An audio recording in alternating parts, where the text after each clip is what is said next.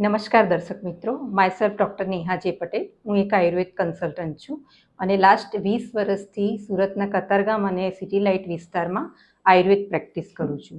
હું specially infertility, ગર્ભ સંસ્કાર, સુવર્ણપ્રાશન સંસ્કાર અને ફિમેલ કન્સર્નને ડીલ કરતા હોય એ પ્રોબ્લેમને સોલ્વ કરું છું. હવે આપણે લાસ્ટ વિડીયોમાં ગર્ભાધાન સંસ્કાર વિશે વાત કરી હતી.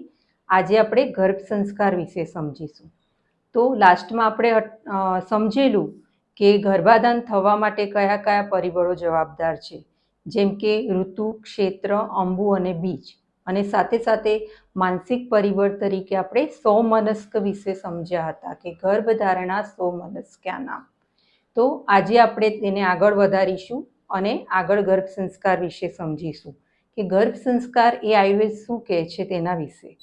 ગર્ભ સંસ્કાર માટે આયુર્વેદ એ કહે છે કે ગર્ભનું જે માસાનુમાસિક વૃદ્ધિ થાય છે, એટલે કે 1 થી લઈને 9 મહિના જે વૃદ્ધિ થઈ રહી છે, એ પિરિયડને જે ગર્ભિણી જે આહાર વિહાર અને જીવનશૈલી અને તેના વિચારો પર જે વર્ક કરે છે તે પિરિયડને ગર્ભ સંસ્કાર તરીકે ઓળખવામાં આવે છે. અને આઈડિયલ રીતે જ્યારે શ્રેષ્ઠ અને ઉત્તમ સંતતિ લેવાની હોય છે તો ગર્ભ સંસ્કાર તેને મદદરૂપ થાય છે. તો પહેલાં તો આપણે ગર્ભ અને સંસ્કાર એ બે શબ્દોનું જે મિલન થયું છે તો એ સમજવું ખૂબ જ જરૂરી છે કે ગર્ભ શું છે અને સંસ્કાર શું છે. તો ગર્ભ એટલે શુક્ર શોણિત જીવ સંયોગેતુ ખલુ ગર્ભ સંજ્ઞા ભવતી. તો ગર્ભ કોને કહેવામાં આવે છે કે પુરુષ બીજ, સ્ત્રી બીજ અને સાથે આત્માનો એટલે કે શ્રેષ્ઠ જીવાત્માનો સંયોગ થાય છે ત્યારે તેને ગર્ભ તરીકે ઓળખવામાં આવે છે. બીજો શબ્દ છે સંસ્કાર. તો સંસ્કારો હિ ગુણાંતરાધાનમ, એટલે કે જ્યારે આપણે સારા ગુણોનું આદાન કરવું હોય છે અને જે અનિચ્છિત ગુણો છે તેને આપણે દૂર કરી અને સારા ગુણોનું પ્રત્યારોપણ કરવું હોય છે તો એના માટે સંસ્કાર કરવામાં આવે છે. જેમ કે રૂટિન લાઈફમાં આપણે સમજીએ કે દહીંમાંથી આપણે છાશ કરવી હોય કે પછી માખણ કરીને ઘી કરવું હોય તો એના માટે જે પ્રોસેસ કરવામાં આવે છે તેને સંસ્કાર તરીકે ઓળખવામાં આવે છે. એ સંસ્કાર કરવાથી આપણે સારા ગુણોનું રોપણ કરી શકીએ છીએ. અને એવી રીતે ગર્ભ સંસ્કારમાં જ્યારે શ્રેષ્ઠ ઉત્તમ સંતતિ લેવી હોય તો તમે સંસ્કાર દ્વારા તે ગુણોનું આદાન બાળકમાં કરી શકો છો.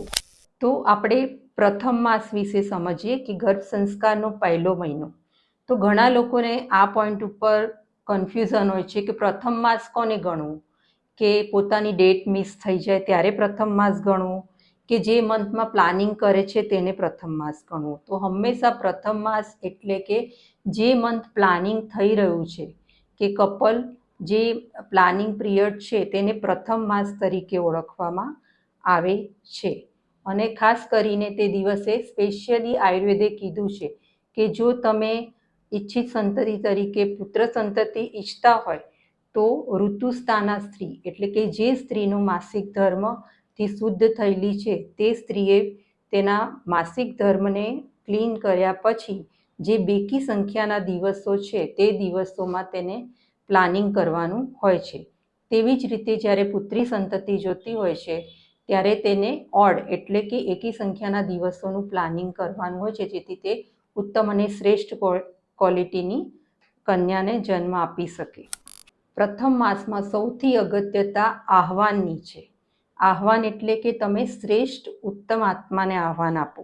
એના માટે આયુર્વેદે સ્પેશિયલી શ્લોક આપેલો છે કે ઓમ અહિરશિ આયુરશિ સર્વતઃ પ્રતિષ્ઠાસી ધાતા ત્વામ દધાતુ વિધાતા ત્વામ દધાતુ બ્રહ્મવર્ચસા ભવ ઇતિ બ્રહ્મા બૃહસ્પતિ વિષ્ણુ સોમ સૂર્ય તથા અશ્વિનો ભગવત મિત્રા વરુણો વીરમ દધાતુ મે સુતમ. એટલે કે આ બધા દેવી દેવતાઓને આહ્વાન કરવામાં આવે છે કે અમને શ્રેષ્ઠ આત્મા આપો અને એ આત્મા અમને વીર પુત્ર રૂપે આપો. પ્રથમ માસમાં આહ્વાનની ખૂબ જ અગત્યતા છે કારણ કે ગર્ભના 6 ભાવો બતાવવામાં આવ્યા છે. પહેલા 2 ભાવ આપણે પુરુષ બીજ અને સ્ત્રી બીજ તરીકે માતૃજ ભાવ અને પિતૃજ ભાવ જોયો અને આના પછીનો જે સેકન્ડ અગત્યનો છે તે આત્મજ ભાવ. આત્મજ ભાવ એટલે ગર્ભ પોતે આત્મા દ્વારા જીવાત્મા થકી જે ભાવ લઈને આવે છે કારણ કે એના લીધે એ જીવાત્મામાં એ ગુણોનું રોપણ થયેલું હોય છે. જેમ કે આયુષ્ય છે, એની યાદશક્તિ છે, આત્મજ્ઞાન છે, એની દ્યુતિ સ્મૃતિ છે, એનો અહંકાર છે, એનું વર્ણ સંપત્વ છે, સ્વર સંપત્વ છે, આ બધું જ એના આત્મજ ભાવ સાથે સંકળાયેલું છે. એટલે આયુષ્યમાન બાળક લેવા માટે આત્મજ ભાવ એટલો જ અગત્યનો છે.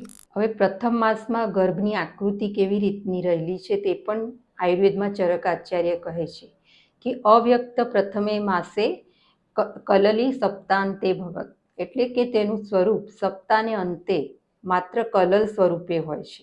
એટલે કે શરૂઆતના દિવસોમાં તે અવ્યક્ત હોય છે, તેને કોઈ જ આકાર હોતો નથી, પરંતુ એક સપ્તાહ કમ્પ્લીટ થાય છે ત્યારે એ કલલ એટલે કે પરપોટા રૂપે નિર્માણ થાય છે. તો આ આપણે એનો પ્રથમ મહિનો સમજ્યો.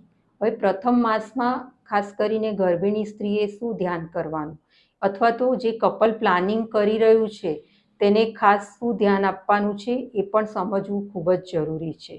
એક તો આગળ આપણે સમજી ગયા કે સોમનસ્ક ભાવ એ ખૂબ જ અગત્યનો છે. સાથે સાથે કેટલોક આહાર વિહાર છે કે જે સમજવો ખૂબ જરૂરી છે. તો આયુર્વેદમાં પ્રથમ માસ માટે કીધું છે કે દૂધ અને સાત્મ્ય ખોરાક લેવો જોઈએ. એટલે કે પ્રથમ મહિનામાં દૂધ અને દૂધની જે આઈટમો છે, દૂધ છે, ઘી છે, માખણ છે કે છાશ છે, એ ઘી બધું લઈ શકો છો. અને સાથે સાત્મ્ય એટલે કે તમને અનુરૂપ, તમને ભાવે છે નહીં, તમને શું ફાવે છે, તમારા બોડીમાં ગયા પછી તમને શું અનુકૂળ થાય છે તેવો ખોરાક તમારે લેવો જોઈએ. અને આના માટે ખાસ તમારે પ્રકૃતિને અનુરૂપ આહાર લેવો ખૂબ જ જરૂરી છે. છતાં બી આપણે સામાન્ય સમજીએ કે આયુર્વેદ શું કહે છે તેના માટે. તો તમે અનાજમાં ઘઉં, જુવાર, મકાઈ, ચોખા જે રેગ્યુલર છે તે અનાજ લઈ શકો છો. શાકભાજીમાં બી જેટલા વેલાના શાકભાજી છે, દૂધી, કોબી, તુરિયા, ગલકા કે પછી પરવર કે લીલા શાકભાજી છે તે પણ લઈ શકો છો. ફ્રૂટમાં બી સિઝનલ ફ્રૂટ લઈ શકો છો, પણ વધારે તમારે પ્રિફર મધુર રસવાળા કરવાના છે. કારણ કે ગર્ભના નિર્માણમાં મધુર રસ એ ખૂબ જ અગત્યનો ભાગ ભજવે છે. એટલે રસ તરીકે તમારે મધુર રસવાળા ફ્રૂટ છે તે લેવાના છે. સાથે સાથે જે ડ્રાયફ્રૂટ્સ છે તે પણ તમે જે બધા છે મધુર રસવાળા તે પણ લઈ શકાય છે. હવે શું નથી લેવાનું, તો નથી લેવામાં તમને જેટલી ગરમ પ્રકૃતિની વસ્તુઓ છે કે રીંગણ, સુરણ છે કે ગરમ મરી મસાલા છે, સાથે સાથે જેટલા બી મેંદા પ્રોડક્ટ છે કે પછી બેકરી પ્રોડક્ટ છે, ફોર્મેન્ટેડ આથાવાળી વસ્તુ છે કે જે બોડીમાં ગયા પછી તમને એસિડિટી, ગેસ બધું ક્રિએટ કરી શકે છે, તો એવો ખોરાક તમારે ખાસ અપથ્ય રાખવાનો છે કે લેવાનો નથી. તો આટલી વસ્તુ ડાયટમાં તમારે ખૂબ જ ધ્યાન રાખવી જરૂરી છે. તો તમે વધુ માહિતી માટે મારી ચેનલને લાઈક, સબસ્ક્રાઈબ કરી શકો છો અને તમારી કોઈ કોમેન્ટ હોય તો તમે મોકલી શકો છો. નમસ્કાર.